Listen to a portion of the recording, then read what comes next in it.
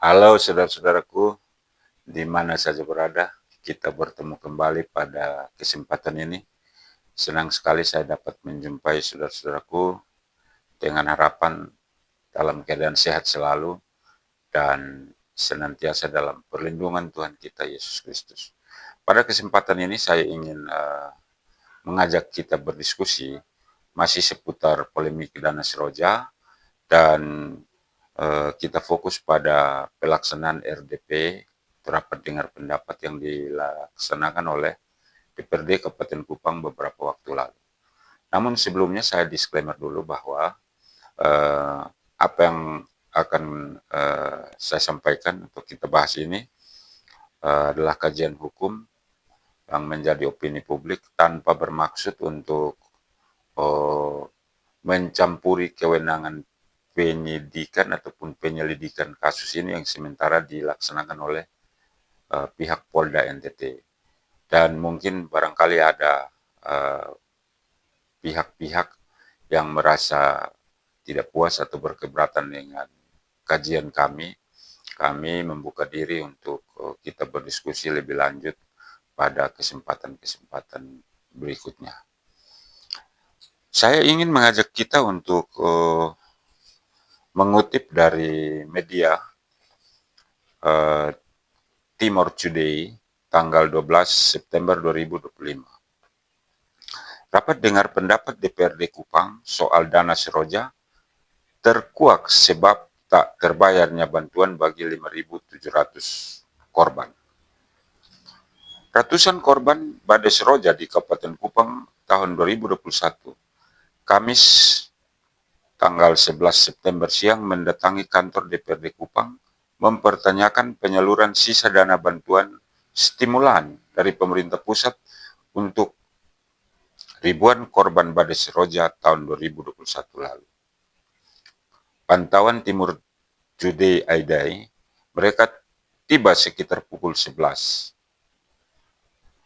Daniel Temenas, Ketua DPRD saat membuka RDP tersebut, menyampaikan bahwa rapat tersebut digelar karena merespon surat LP23 soal polemik penyaluran dana stimulan bagi korban badai Seroja.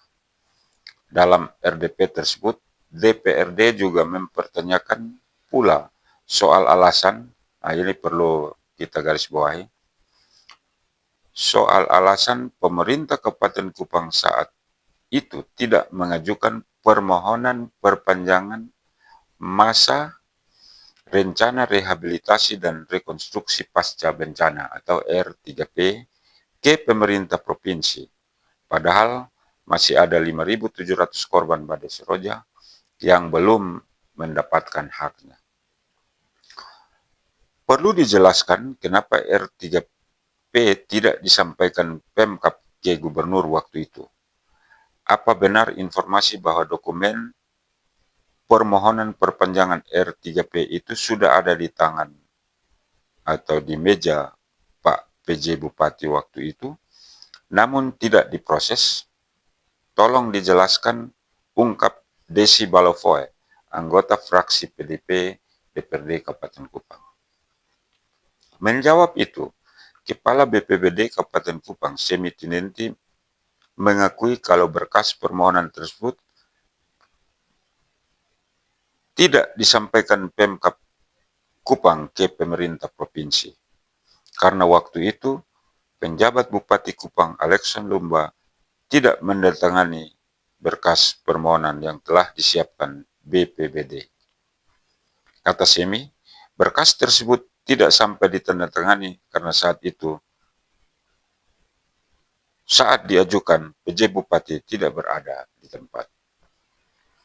Dalam RDP, DPRD juga menyampaikan kepada korban kalau persoalan penyaluran dana Seroja sudah dilaporkan ke Polda NTT setelah Pansus LKPJ tahun 2004 menemukan sejumlah indikasi persoalan dalam penyaluran dana tersebut. Ini juga perlu kita garis bawahi. Hingga kini, LPJ dana bantuan Seroja yang telah disalurkan kepada 10.000 lebih korban belum dibuat LPJ oleh Pemkab Kupang. Ini juga perlu kita garis bawahi. Nah, saudara-saudaraku, terhadap pelaksanaan RDP tersebut, ada 3 fakta yang bisa kita peroleh. Yaitu yang pertama, pemerintah kabupaten tidak mengajukan permohonan perpanjangan masa rencana rehabilitasi dan rekonstruksi pasca bencana atau R3P. Yang kedua, ada indikasi sejumlah persoalan dalam penyaluran dana Seroja sehingga DPRD merekomendasikan proses hukum ke Polda NTT. Yang ketiga, sampai dengan saat dilaksanakannya RDP tersebut, laporan pertanggungjawaban pemerintah kabupaten belum dibuat. Nah, terhadap 3 fakta tersebut muncul beberapa pertanyaan yang mestinya atau seyogianya lah harus mendapat jawaban agar persoalan ini menjadi jelas dan tidak menimbulkan polemik dan pertanyaan-pertanyaan besar di kalangan masyarakat. Yang pertama, mengapa Bupati Kupang menyuruh pihak BRI untuk pencairan pada bulan Agustus tahun 2025?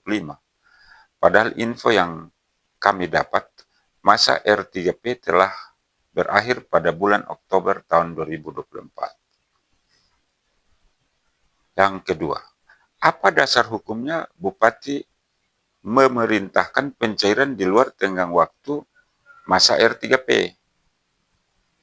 Kemudian yang ketiga, apakah masih ada sisa dana yang belum distor oleh Pemkab Kupang dan BRI, padahal masa R3P telah selesai pada bulan Oktober tahun 2024? Nah ini kami mensinyalir bahwa masih ada dana yang sampai dengan bulan Agustus itu belum distor ke kas negara. Sinyalemen ini didasari pemikiran bahwa Bupati memerintahkan untuk pencairan pada bulan Agustus. Artinya, menurut pendapat kami, masih ada dana yang belum distor ke kas negara. Ini menjadi catatan penting. Kemudian yang berikut, berkaitan dengan rekomendasi Pansus DPRD untuk proses hukum ke Polda NTT. Ini khusus pertanyaan untuk DPRD. Apakah sikap DPRD hanya sebatas merekomendasikan ke Polda tanpa ada upaya koordinasi dengan Polda? Taruhlah misalnya mempertanyakan perkembangan penanganannya. Nah, ini juga penting karena seyogianya lah atau semestinya DPRD terus memantau perkembangan kasus ini dan menginformasikan ke masyarakat. Tetapi kalau misalnya DPRD setelah melakukan atau melaksanakan rekomendasi, menyerahkan rekomendasi ke Polda terus diam, ya bagaimana masyarakat bisa tahu informasi? Kan tugas bapak-bapak, ibu-ibu DPR adalah wakil rakyat.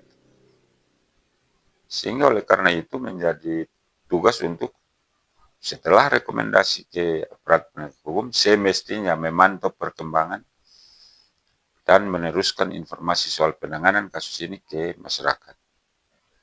Begitu. Kemudian yang ketiga, soal laporan pertanggungjawaban. Mengapa sampai saat ini LPJ belum dibuat? Padahal menurut kami seharusnya lah LPJ dibuat saat selesai masa R3P. Ini sudah 1 tahun habis masa R3P, tetapi belum dibuat. Apakah aturan memberi ruang untuk LPJ dibuat sampai setahun setelah masa R3P? Apakah ada dasar hukumnya sehingga sampai sekarang pemerintah kabupaten belum membuat LPJ? Sudah setahun. Nah ini BPBD seharusnya bisa menjelaskan ini. supaya masyarakat menjadi tahu. Sudah 1 tahun, tapi kami belum buat LPJ karena begini. Dasar hukumnya begini. Itu. Tetapi kalau tidak ada dasar hukumnya dan eh, kalau menurut pemahaman kami, pemikiran kami, mestinya LPJ dibuat setelah selesai masa R3P. Nah ini kita tunggu penjelasan dari BPBD. Nah, selain 3 fakta tersebut di atas, ada hal penting yang harus kita kaji juga. Yang pertama, penyampaian sekretaris daerah bahwa dana Seroja sudah tidak ada. Beberapa waktu sebelum RDP tersebut beredar informasi lewat video dan lain-lain sebagainya. Sekda menyatakan bahwa dana Seroja sudah tidak ada karena sudah disetor ke kas negara. Nah ini catatan penting juga karena walaupun terlambat disampaikan, menurut kami terlambat. Ini mestinya disampaikan pada saat awal-awal polemik ini muncul 2 atau 3 bulan lalu. Secara terbuka menyampaikan bahwa dana sudah tidak ada karena di-store ke kas negara, sudah di-store. Tapi oke lah, walaupun terlambat kita memberikan apresiasi walaupun terlambat. Nah, walaupun terlambat disampaikan dan menurut kami semestinya disampaikan langsung oleh Bupati sekaligus meralat pernyataannya yang menyuruh pencairan diberi. Ini berkaitan dengan inkonsistensi pertanyaan sebagaimana video kami terdahulu. Ini penting supaya masalah ini menjadi jelas. Masalah ini menjadi jelas dan clear di masyarakat sehingga tidak timbul lagi hal-hal seperti kemarin-kemarin yang terjadi. Banyak protes ke kantor bupati, ke kantor BPBD, bahkan ke DPRD, dan akhirnya dilakukan RDP.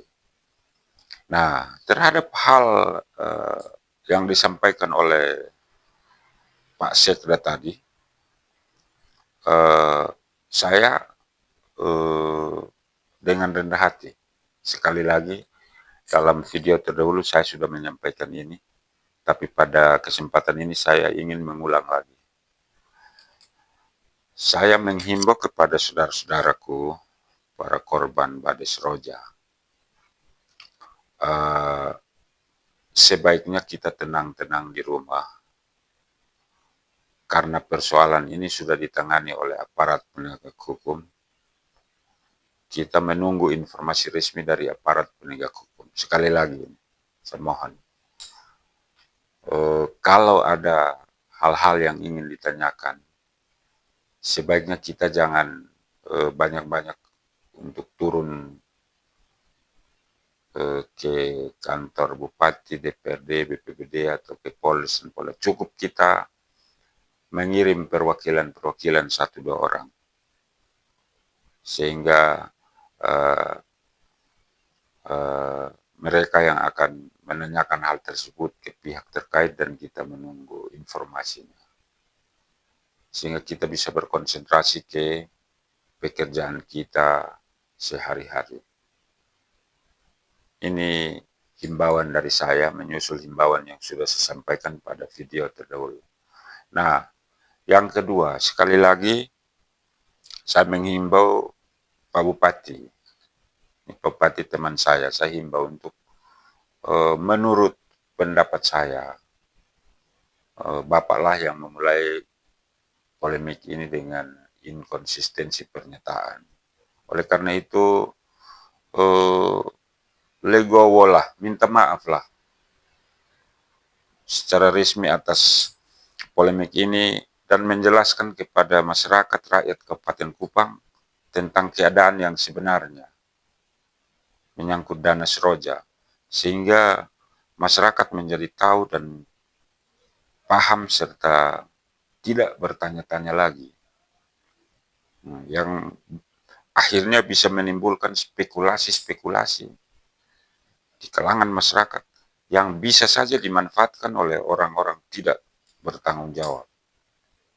Nah ini saya himbau ke Pak Bupati untuk meminta maaf, dan saya pikir dengan kebesaran jiwa untuk meminta maaf, saya pikir persoalan ini akan menjadi selesai, sehingga kita semua, khususnya pemerintah daerah, dapat berkonsentrasi untuk pembangunan Kabupaten Kupang yang kita cintai bersama ini. Sedangkan soal dana Seroja, ya kita serahkan ke aparat penegak hukum. Karena sementara diusut, barangkali nanti dalam hasil pengusutan ini bisa saja ada indikasi-indikasi pelanggaran hukum, penyalahgunaan keuangan negara, ya pasti kepada pihak-pihak tersebut dengan sendirinya akan dimintai pertanggungjawaban. Demikian, sekali lagi saya mohon maaf pada saudara-saudaraku atas himbauan saya tidak ada kepentingan apa-apa. Kepentingan saya hanya satu, pembangunan Kabupaten Kupang dapat berlanjut terlaksana, dari kita tidak terganggu dengan hal-hal seperti ini. Demikian juga saya mohon maaf Pak Bupati, saya tidak ada kepentingan apa-apa. Saya menyampaikan himbauan ini tulus dari hati yang paling dalam. Kalau dianggap salah, Bapak-bapak, saudara-saudaraku masyarakat, kalau dianggap salah, saya mohon maaf. Himbauan saya ini, kalau salah saya mohon maaf.